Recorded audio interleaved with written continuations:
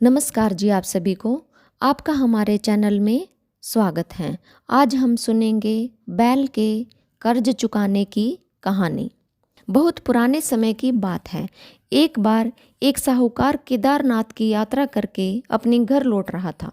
रास्ते में अचानक साहूकार को पता चला कि उसके पैसे कहीं गिर गए हैं और उसके घर की दूरी भी अभी बहुत ज़्यादा थी। बिना पैसों के घर पहुंचना मुश्किल था। साहूकार ने कई लोगों से मदद मांगी, परंतु किसी ने भी उसकी मदद नहीं की। अंत में एक किसान ने उसकी मदद की, जिसका नाम राजू था। वह किसान साहूकार को अपने घर ले गया, खाना खिलाया और जाते समय साहूकार को कुछ पैसे भी दिए। फिर साहूकार ने किसान से कहा, घर जाते ही वह उसके सारे पैसे लौटा देगा।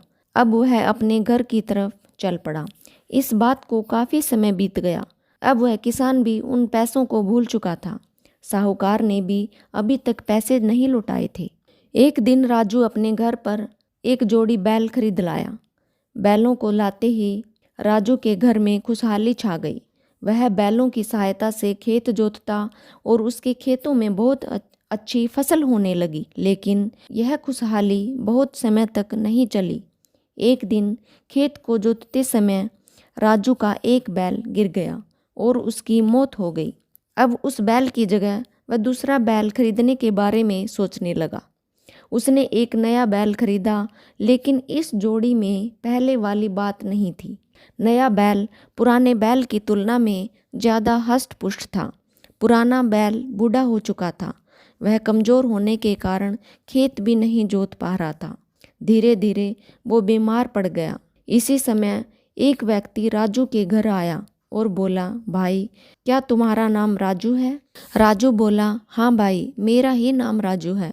फिर वह बोला, क्या काफ़ी समय पहले किसी व्यक्ति ने तुमसे पैसे उधार लिए थे? थोड़ी देर सोचने के बाद उसने कहा, हाँ, किसी व्यक्ति ने मुझसे पैसे उधार लिए थे, लेकिन मैं भूल भी चुका था। उसने केदारनाथ से लौटते समय मुझसे पैसे लिए थे। तब वह व्यक्ति बोला, मैं उसी यात्री का बेटा हूँ। केदारनाथ से लौटने के कुछ समय बाद मेरे पिताजी की मृत्यु हो गई थी। मृत्यु के पहले वे कुछ कहने की कोशिश कर रहे थे, परंतु कह नहीं पाए। तो राजू ने पूछा, तुम्हें यह उधार की बात किसने बताई? तब वह साहूकार का बेटा बोला, कुछ दिनों पहले मेरे सपने में पिताजी आए थे और बोले कि बेटा, राजू नाम के व्यक्ति से मैंने रुपए उधार लिए थे, किंतु मैं चुका नहीं पाया।